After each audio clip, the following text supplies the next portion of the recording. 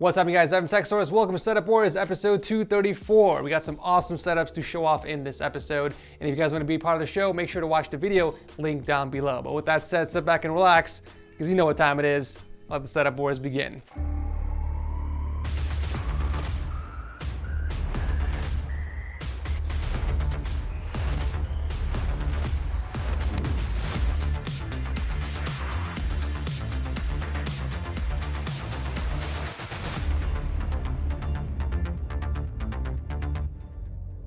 You guys know I love giving back to my community, whether it's random PC giveaways to strangers or setup makeovers.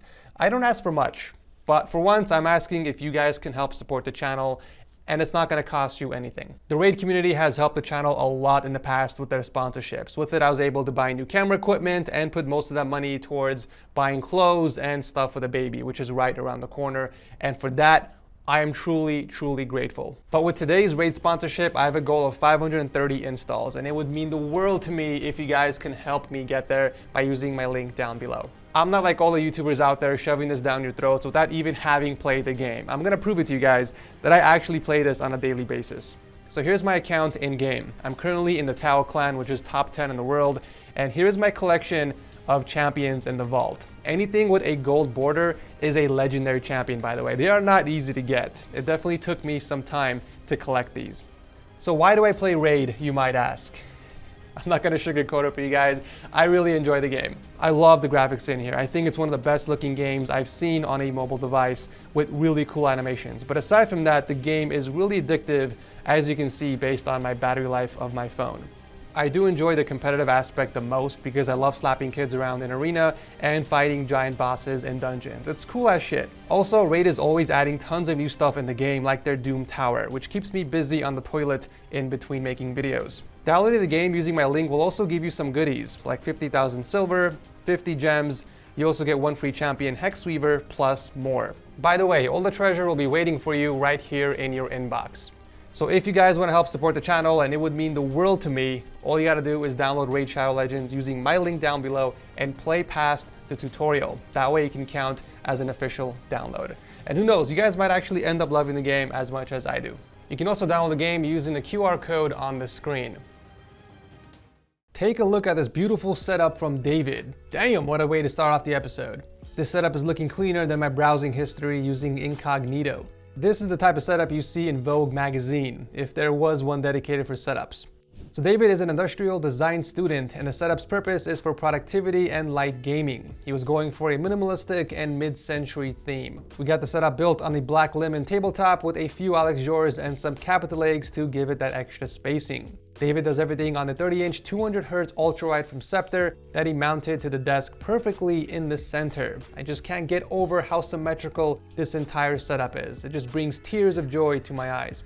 Looks like he went wireless to stick to the minimal look he was going for. We got the RK61 keyboard and the Razer Atheros gaming mouse. I am loving those white and gray bossy keycaps, by the way. For audio, he's got the Creative Pebble speakers and a pair of headphones from Philips. I'm actually happy to see those headphones connected to an audio deck, which is hooked up underneath the desk. Nicely done.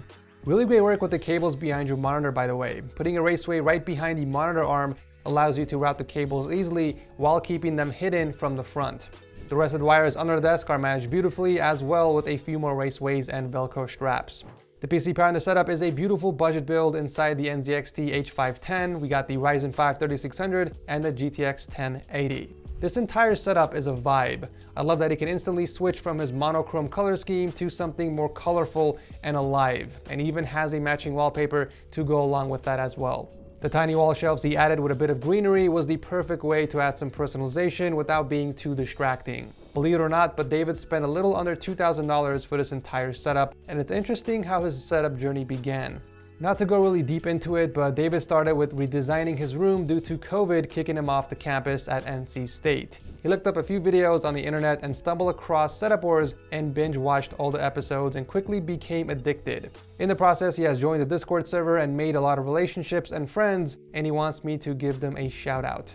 So here are just a few people he wanted to shout out on my server. Walruses, Neko, Bugs, Andrew, Clawhawk, Zvedan, Jelani, Ethan, Rez, and SGX Student. How nice.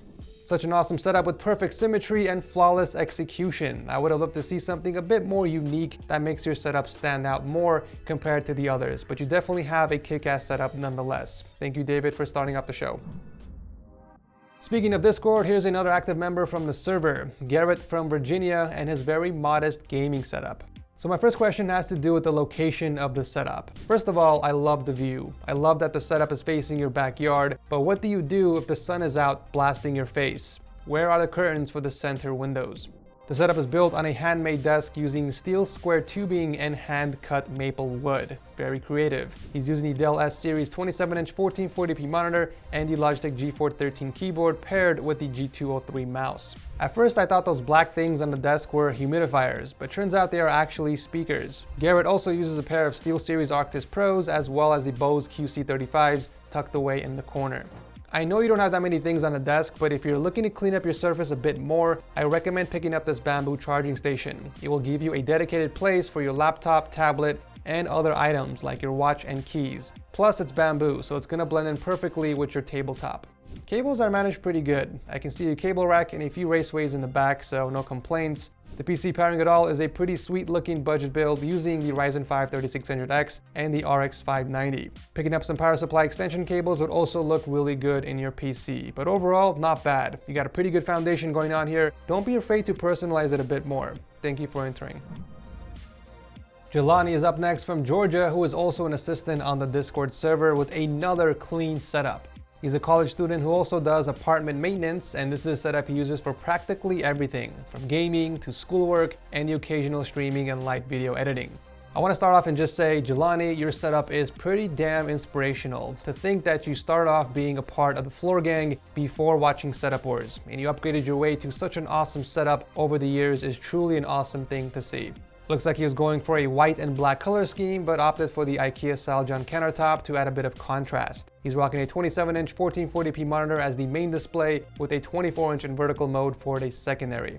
As for peripherals, we got the GMMK TKL paired with the Logitech G903 Lightspeed mouse.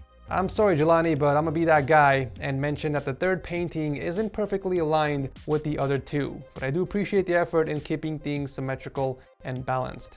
Remember when I mentioned that Rode hooked up all of my staff team on Discord with audio gear in a previous unboxing video? Well, Jelani is one of those staff members. It's nice to see he's still rocking that Rode Broadcaster microphone and boom arm that's hooked up to the Rode A1 audio interface. You did a pretty good job keeping everything on your desk neat and tidy, and there's something not quite right here, Jelani. Why do you have a Kinder Bueno chocolate bar inside your drawer? You need to keep that in a cool place, otherwise it's gonna melt. All jokes aside, that Vaseline is looking brand new and sealed. Are you saving that for a special occasion?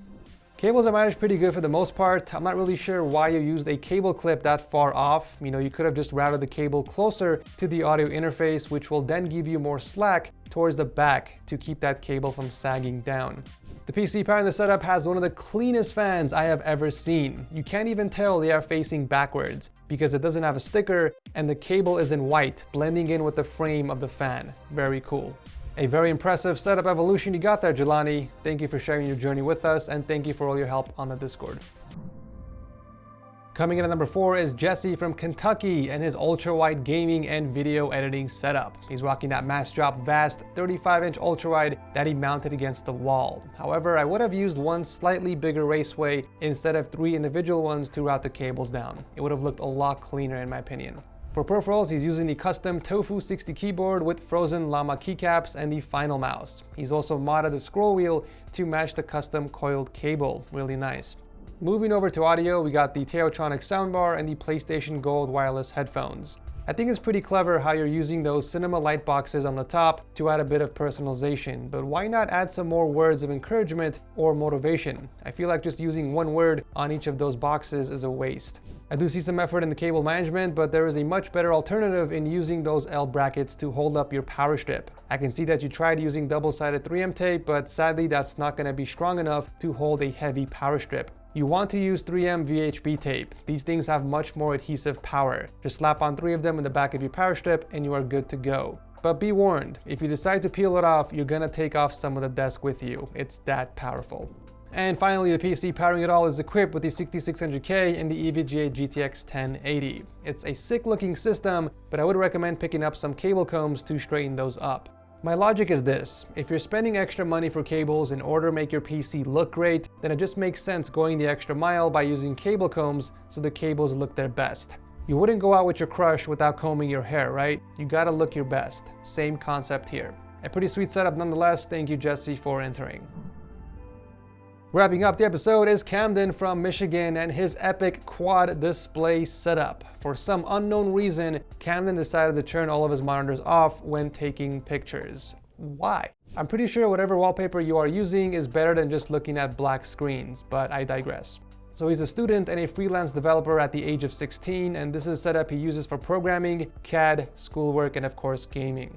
We got quad displays up in here, with a 27-inch in the middle being sandwiched by dual 22 inches for multitasking and a 24-inch up top as an overhead. Here's a few things you could have done with the top display. Either rotate it upside down so it eliminates the bezel, or you could have just skinned the white portion in black to cover it, that way it blends in with the rest of the monitors. For peripherals, we got an ET Robot keyboard and a Dark Core RGB Pro mouse for gaming, and we also have a 3D mouse that's used for CAD. Pretty convenient. Speaking of convenient, I like those hexagon storage containers that you 3D printed. A pretty clever way of adding some storage and decoration at the same time. Oddly enough, there are no speakers or headphones for the setup, so I'm curious where you get your audio from. I hope you're not using those monitor speakers. Oh wait, never mind, you do have a pair of earbuds. At least you're good at cable management. I can see you use some zip ties and spiral sleeves to cover those cables, but I would definitely invest in some good speakers or at the very least comfortable headphones for your setup. Looks like he's also using a Blue Yeti microphone that's tucked away behind the monitors when not in use. Another thing that's also tucked away is the PC. It's got the Ryzen 7 2700X and the ROG RTX 2070. A pretty awesome setup overall. Hopefully next time you can have your monitors on as well. Thank you, Camden, for entering. And that is it for this episode. As always, comment down below and let me know which of these setups was your absolute favorite and why. If you guys enjoyed the episode, consider dropping a like before you head out, as it does help out the channel a ton and I can sleep really good tonight. If you guys are new here, consider subscribing because I host setup wars every single Monday. Thank you so much for watching. I love you beautiful, beautiful, beautiful lips, and I'll see you very soon in the next one.